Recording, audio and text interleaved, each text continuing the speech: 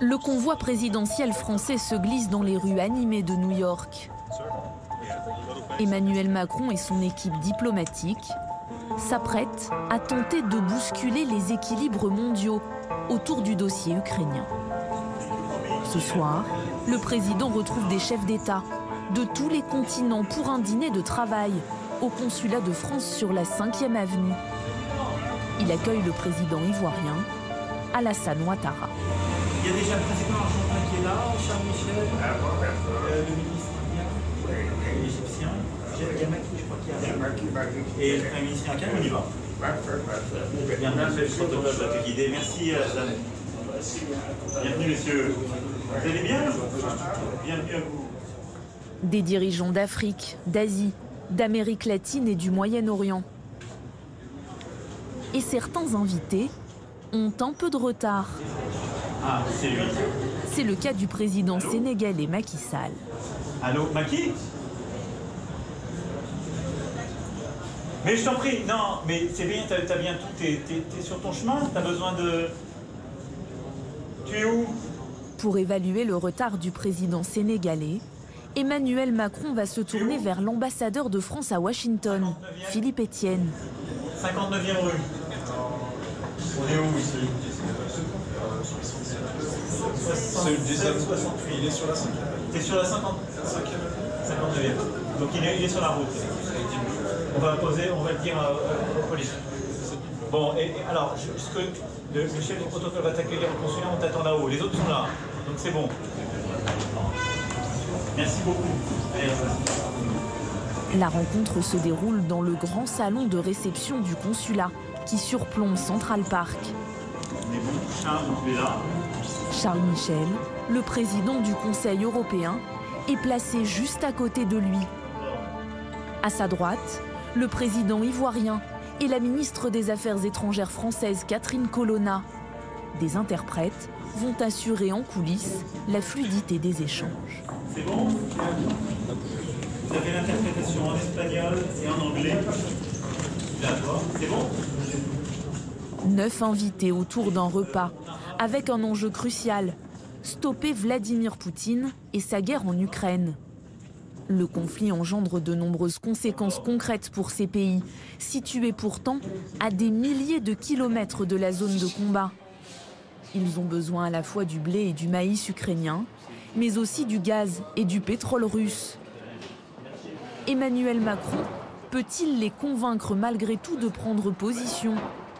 Comment oser s'opposer à Vladimir Poutine? La bataille se joue aussi auprès de l'opinion et des journalistes. Vous allez bien? Oui, ça va. Je suis sénégalaise. Ah, c'est pas vrai. Et je suis journaliste en plus. J'étais avec le président Macky Sall tout à l'heure. Oui, oui. Et je le vois demain. Ah oui? En tout cas, Il dîne avec nous demain soir. Hein.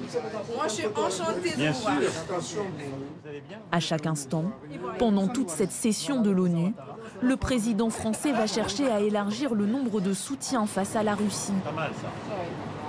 La grande difficulté, ce serait la partition du monde. De se dire qu'il y a l'Occident d'un côté, le reste du monde de l'autre. Et c'est ce qu'essaient de faire certains derrière ce conflit. Il faut absolument réengager le reste du monde à nos côtés pour dire aidez-nous à mettre une juste pression pour que la guerre stoppe. L'ombre de Vladimir Poutine plane sur cette 77e Assemblée générale de l'ONU. Et au fil des heures, elle va se révéler de plus en plus menaçante.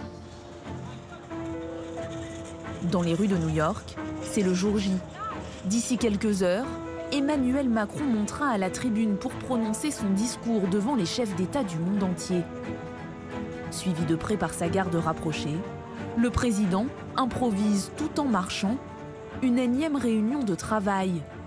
Une nouvelle fois, il est entouré à sa droite de sa ministre des Affaires étrangères Catherine Colonna et à sa gauche d'Emmanuel Bonne, son conseiller diplomatique. Celui-là, parce qu'en fait il rentre dans d'autres détails qu'on n'a pas besoin. Prenez celui-là. Ça, ils sont d'accord. Emmanuel Macron met la dernière main à son discours.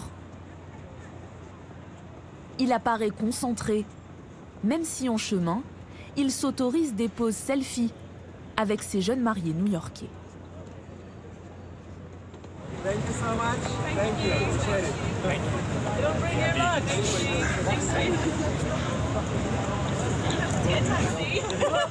Are you happy? Very happy. Do you know who it was?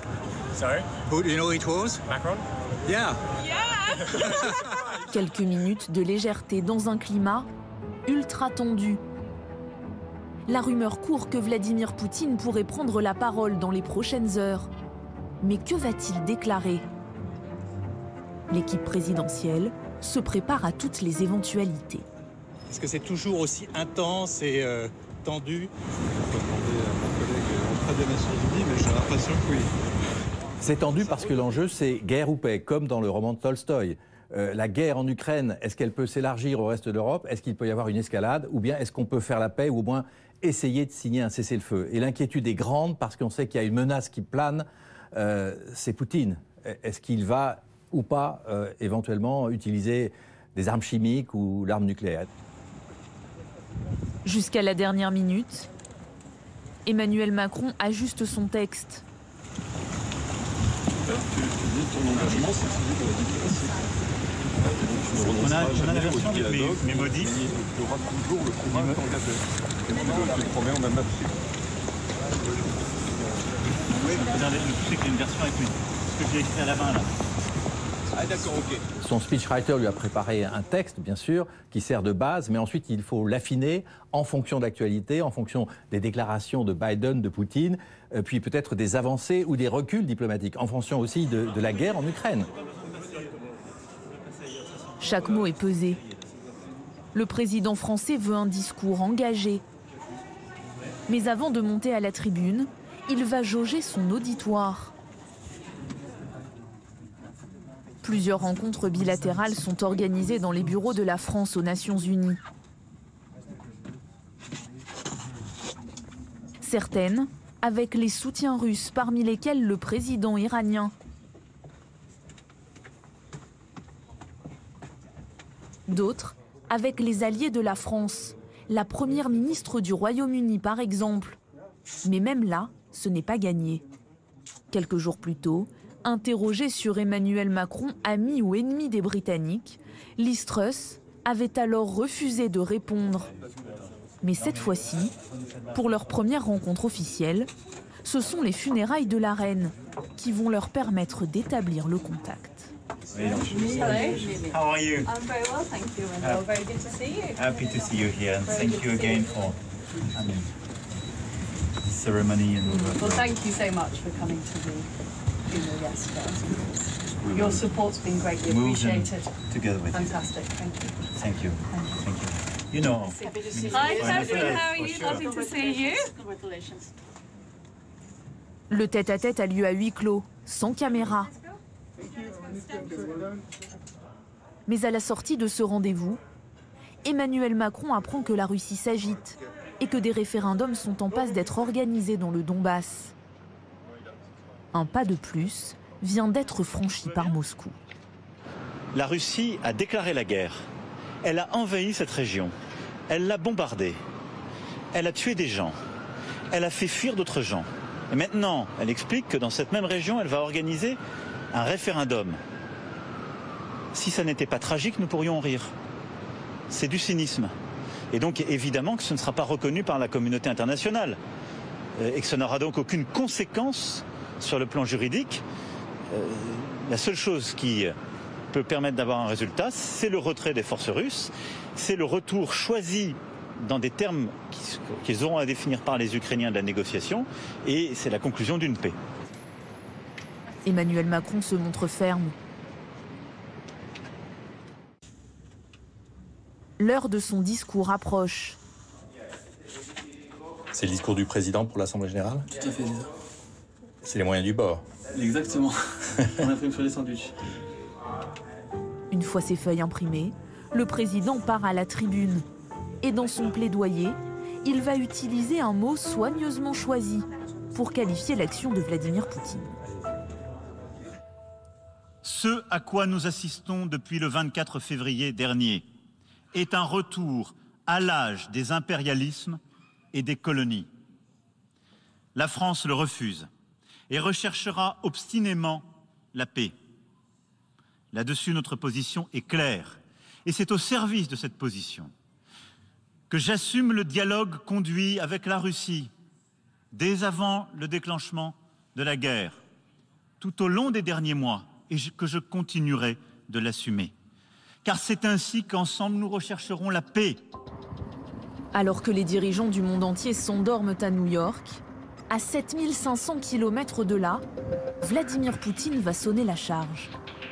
L'homme fort du Kremlin a choisi de s'exprimer à 9 h du matin, heure locale, pour s'assurer une plus large audience dans son pays et réveiller le reste de la planète.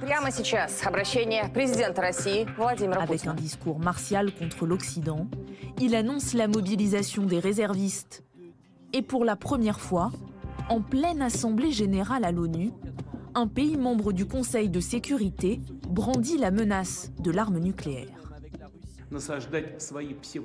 Le but de l'Ouest est d'affaiblir, de diviser et de détruire la Russie. Les Occidentaux disent qu'en 1991, ils ont réussi à disloquer l'Union soviétique et qu'il est maintenant temps de faire de même avec la Russie. Nous entendons des déclarations de certains représentants de l'OTAN sur la possibilité d'utiliser des armes nucléaires contre la Russie. Je tiens à rappeler à ceux qui se permettent de telles déclarations que notre pays dispose également d'une large variété d'armes de destruction. Si l'intégrité territoriale de notre pays est menacée, nous n'hésiterons pas à utiliser tous les moyens à notre disposition pour protéger la Russie et notre peuple. Et ce n'est pas du bluff.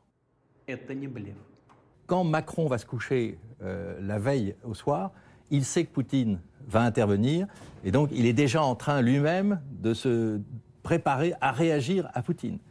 Et effectivement, c'est ce qui se passe. Comment répondre au président russe ? À New York, Emmanuel Macron et ses conseillers se retrouvent au 44e étage de cet immeuble, dans les bureaux de la représentation française aux Nations Unies.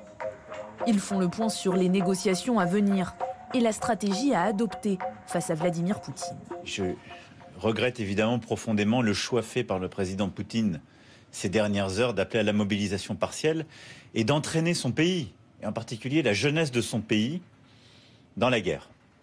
Je l'ai rappelé hier à la tribune de l'Assemblée générale et c'est la position que la France tient depuis le début. Nous avons besoin de paix parce que nous avons d'immenses défis d'ores et déjà à relever.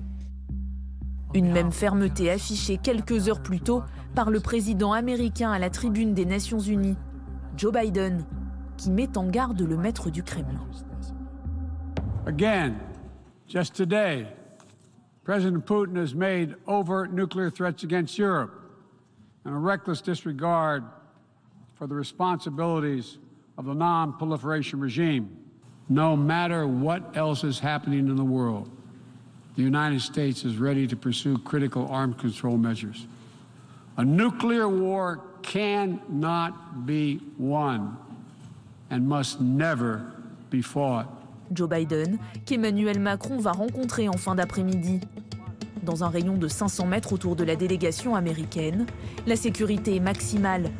L'arrivée du président français et de ses équipes a été minutieusement préparée en amont avec le chef du protocole américain, ici, avec une cravate rose. Well, I was in London with the president, and then I came up on Monday right after we landed. La réunion va se dérouler à huis clos pour tenter d'apporter une réponse à Vladimir Poutine. Avec Joe Biden, c'est bien passé et oui, c'est bien passé. Ça s'est très bien passé. Vous verrez, on annoncera, je pense, dans quelques jours aussi des initiatives communes. Et pour clore la session de l'ONU, Emmanuel Macron va défendre sa stratégie diplomatique, comme le font tous les présidents français, sur un grand média américain. Il est accompagné de son aide de camp, qui a notamment la charge de porter dans sa mallette les discours et documents officiels du chef de l'État. L'interview se déroule cette fois dans les locaux de CNN, près de l'Hudson River. Vous voulez que j'aille par où, moi ? C'est par là ? C'est par ici. Sur cette chaîne, Emmanuel Macron sait qu'il s'adresse à la fois au peuple et aux décideurs américains, mais aussi à des téléspectateurs du monde entier. Face au présentateur, il va pouvoir s'exprimer directement en anglais, sans filtre, pour donner sa vision personnelle des dérives de Poutine. now it's clear for everybody that the leader who decided to go to war, the leader who decided to escalate, is President Putin. And I have no rational explanation. I think this is a series of resentment. This is a strategy of hegemony in the region. And I would say this is a post-COVID-19 consequence. Isolation. Because he's been so isolated? I think so. I think so. Un homme à qui Emmanuel Macron continue de parler, contrairement à Joe Biden qui a coupé tout lien. Monsieur le Président, comment vous sentez à la sortie de cette interview de CNN? Comment vous avez... J'essaie de passer des messages qui sont ceux de la France, qui est un allié des États-Unis d'Amérique, qui poursuit l'objectif, je crois, commun en Ukraine, mais avec les différences qui sont aussi les nôtres. Donc en expliquant pourquoi nous continuons à parler avec la Russie, pourquoi nous pensons important de convaincre la Chine et l'Inde de venir avec nous et d'essayer de garder la confiance que nous avons entre alliés, qui est très importante, tout en montrant qu'il y a un intérêt à avoir le jeu ouvert qui est le nôtre. Après Londres pour les obsèques de la reine et 48 heures au pas de charge à New York à l'ONU, Emmanuel Macron ne repassera même pas par l'Elysée. Il s'envole directement pour Saint-Nazaire pour inaugurer un parc d'éoliennes en mer.